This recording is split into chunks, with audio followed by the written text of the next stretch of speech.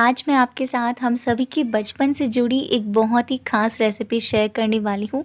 मैं आज बनाने वाली हूँ मुरमुरे के लड्डू, जिसे हमारे यहाँ पे लाई कहा जाता है, जो स्पेशली विंटर्स में और उसमें भी स्पेशली संक्रांति के टाइम पर बनते हैं, जो खाने में बहुत पसंद आते हैं। स्पेशली बच्चों के तो ये फ़ेवरेट होते हैं।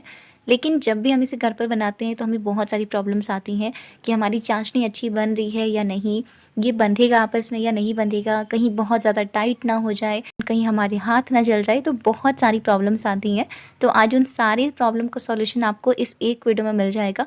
एक बार इस रेसिपी से ज़रूर ट्राई करिएगा, आपको बहुत पसंद आएगा और बहुत ही आसानी से और झटपट से ये लड्डू बनकर आपके तैयार हो जाएंगे और फिर आप इसे एंजॉय कर सकोगे। तो इसे बनाने के लिए यहाँ पे मैंने सबसे पहले एक पैन लिया है और इसमें हमें डालना है गुड़। यहाँ पे मैंने 2 कप गुड़ लिया है। इस रेसिपी में ना आपका रेशियो बिल्कुल परफेक्ट रहना बहुत ज़रूरी है। गुड़ के मुताबिक कितना मुर्री चाहिए वो मैं आपको आगे वीडियो में बताऊंगी।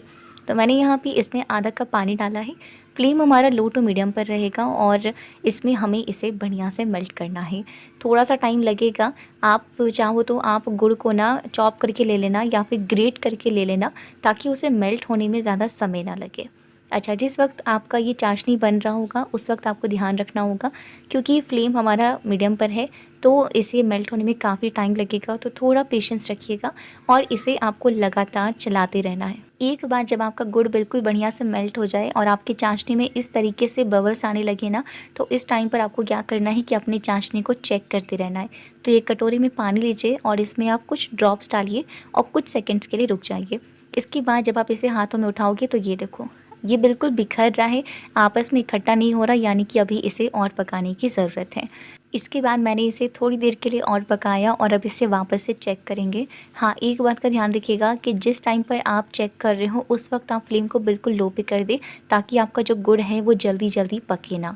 इस बार जब मैंने पानी में डाला सिरप को तो ये आसानी से बंध जा रहा है। जब आप इसे कुछ सेकेंड्स के बाद हाथों में उठाओगे ना तो ये आपस में बिल्कुल इकट्ठा हो जाएगा, आराम से ये बंध जा रहा है, यानी कि बिल्कुल परफेक्ट है।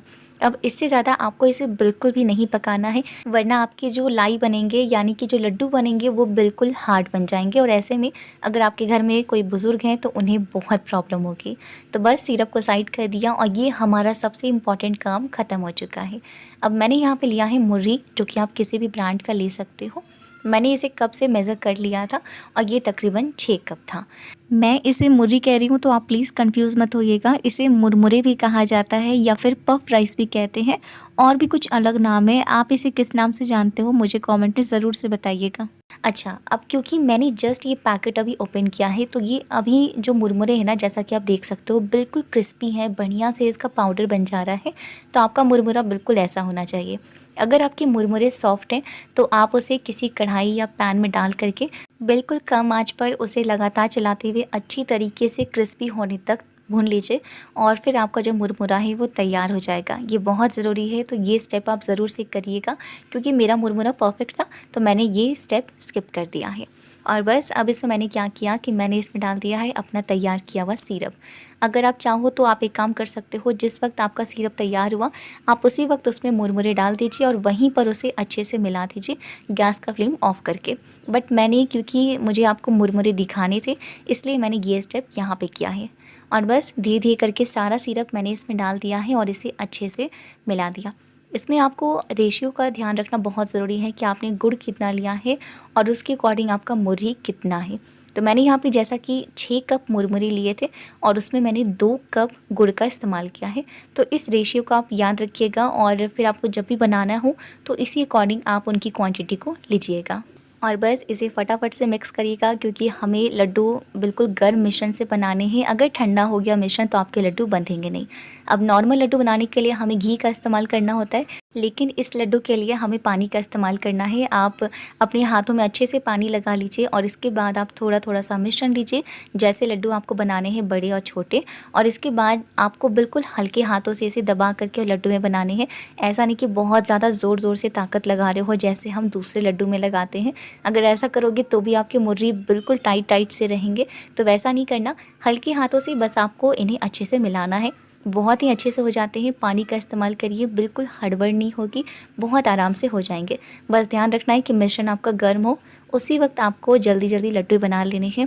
अगर आपकी क्वांटिटी ज़्यादा है तो आप और मेंबर्स को बुला लीजिए, 2-3 लोग मिल कर के बनाइएगा, क्योंकि सर्दियों के टाइम पे ये सारी चीज़ें काफ़ी मात्रा में बनती हैं। तो ऐसे में आप मिल कर के बनाइए, बहुत ही फटाफट से और बहुत ही आसानी से आपके सारे लड्डुएँ बन जाएँगे। वैसे तो ये रेसिपी स्पेशली संक्रांति के टाइम पर बनते हैं, बट मेरे घर पे स्पेशली जब सर्दियों की शुरुआत होती है ना, उसी टाइम से ये बनने शुरू हो जाते हैं और घर में सभी को बहुत पसंद आते हैं। तो आई होप अगर आपको कोई भी प्रॉब्लम होगी तो इस वीडियो के बाद नहीं होगी। मार्केट से लाने की बजाय अब आप घर पर ही बहुत ही आसानी से और बिल्कुल फटाफट से इन्हें बना सकते हो। घर में सभी को बहुत पसंद आएगा, स्पेशली आपके बच्चों को बहुत पसंद आएगा। और अगर आपकी भी कोई ख़ास यादें हैं इस रेसिपी से तो मुझे कमेंट में बताइएगा। मिलूँगी अगले वीडियो में, तब तक के लिए आप सभी खुश रहिए, स्वस्थ रहिए और अपना ख्याल रखिए। Thank you so much. Radhe Radhe.